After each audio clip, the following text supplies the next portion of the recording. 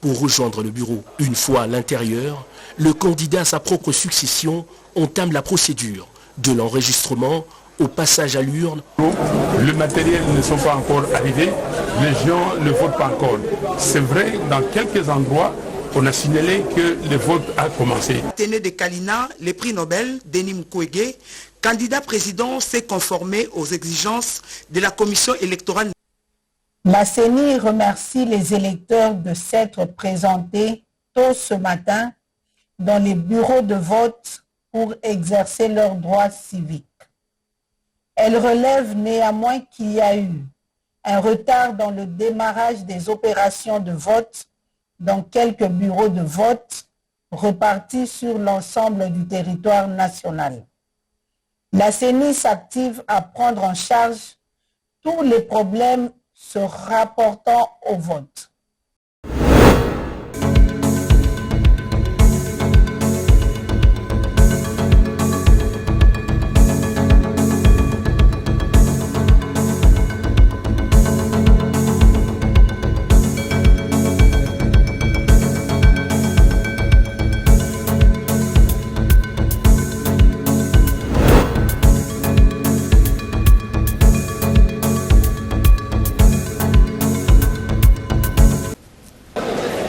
C'est l'expression d'une démocratie qui prend ses marques et s'installe solidement dans un pays autrefois caricaturé à l'international.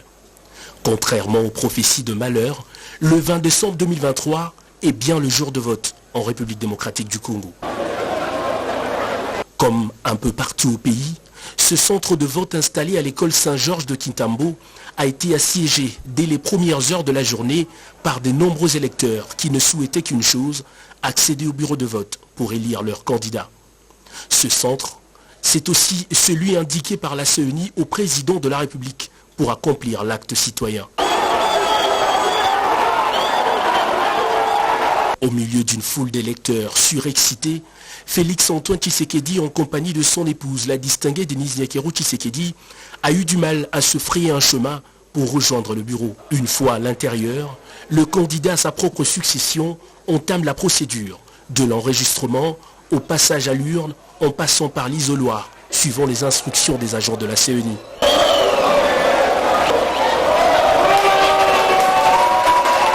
En moins de 7 minutes, c'est fait. Le chef de l'État a bien accompli son devoir patriotique. Au sortir du bureau de vote, c'est un Félix-Antoine Tshisekedi confiant et visiblement très heureux de constater que ce partisan ne l'ont pas que suivi pendant les meetings. Ils ont aussi fait le déplacement de centre de vote pour concrétiser leurs intentions de lui offrir un second mandat. Délai ténu, participation massive, défis logistiques surmontés avec courage, la RDC est en train de réussir un pari. Le peuple, à ce jour, scellé démocratiquement son sort dans les urnes. La CENI ne fera sans doute que constater la volonté du souverain primaire exprimée ce 20 décembre 2023. Comme des milliers d'électeurs, ce mercredi 20 décembre, les candidats à la présidentielle se sont acquittés de leurs devoirs civiques. Martin Fayulu Madidi n'est pas en reste. Au centre situé à la Téné de la Gombe, il a passé les différentes étapes liées à cette opération de vote. Pour Fayulu Madidi, les conditions dans ces centres sont acceptables. Dans beaucoup de bureaux, le matériel ne sont pas encore arrivés, les gens ne votent pas encore. C'est vrai, dans quelques endroits, on a signalé que le vote a commencé. Ici à la Gombe, vous savez, la Gombe c'est le point phare de Kinshasa, le point phare de la République. Ils se sont organisés pour que tout se passe bien. Donc moi, j'ai voté calmement. Toujours au site de l'ex-Athénée de Kalina, le prix Nobel, Denis Mukwege, candidat président, s'est conformé aux exigences de la Commission électorale nationale indépendante. Ça se passe normalement dans ces bureaux. Je crois que nous attendrons les résultats qui viendront de toutes les provinces et de tous les territoires avant de pouvoir nous prononcer. Même exercice pour Tony Boyamba, un autre candidat en lice pour cette élection présidentielle. Il s'est montré à cette occasion confiant. Nous allons observer ce que donnera la compilation et au moment opportun, nous en parlerons. Je suis satisfait de la date qui était prévue et rien rien de tout ce qui provient de l'humain est parfait. Il y aura aussi quelques imperfections, mais cela ne détruira pas le Congo. À la paroisse Sainte-Anne, un autre candidat à cette élection présidentielle a voté. Au sortir du bureau, André Massalou Anedou a appelé la population au calme. Je demande à l'ensemble de notre peuple de voter. C'est notre droit en tant que Congolais et de veiller jusqu'à ce que le vote se termine dans de bonnes conditions jusqu'au niveau du dépouillement et l'affichage des élections bureau de vote par bureau de vote. Les dépôts des bulletins dans les urnes, c'est une étape franchie pour tous ces candidats présidents. Toutefois, celle de la publication demeure la plus attendue.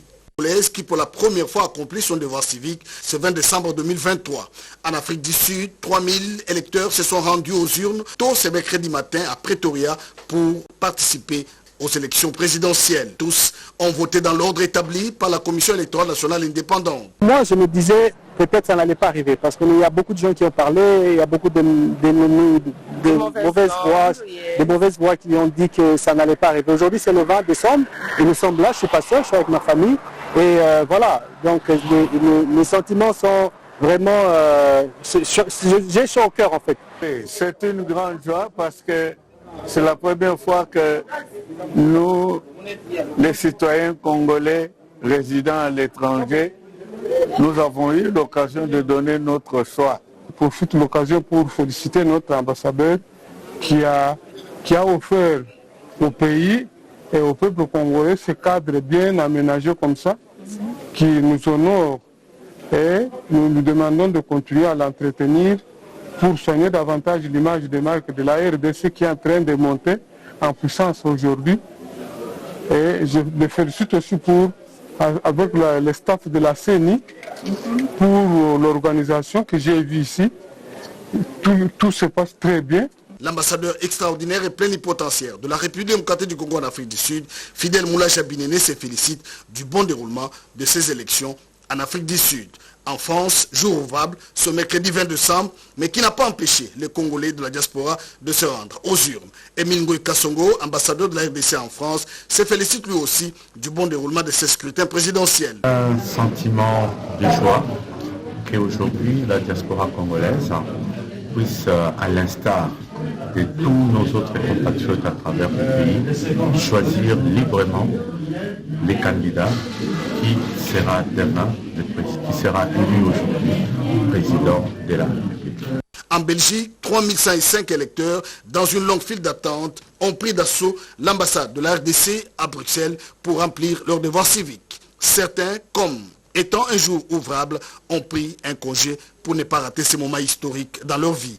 De la France, en Belgique, du Canada, en Afrique du Sud et aux États-Unis, tous remercient la Commission nationale indépendante pour ces élections, surtout qu'elles se tiennent dans le délai constitutionnel. La CENI remercie les électeurs de s'être présentés tôt ce matin dans les bureaux de vote pour exercer leurs droits civiques. Elle relève néanmoins qu'il y a eu un retard dans le démarrage des opérations de vote dans quelques bureaux de vote repartis sur l'ensemble du territoire national. La CENI s'active à prendre en charge tous les problèmes se rapportant au vote. Des solutions et mesures idoines sont d'ores et déjà prises, comme le président de la CENI l'a mentionné hier dans son adresse.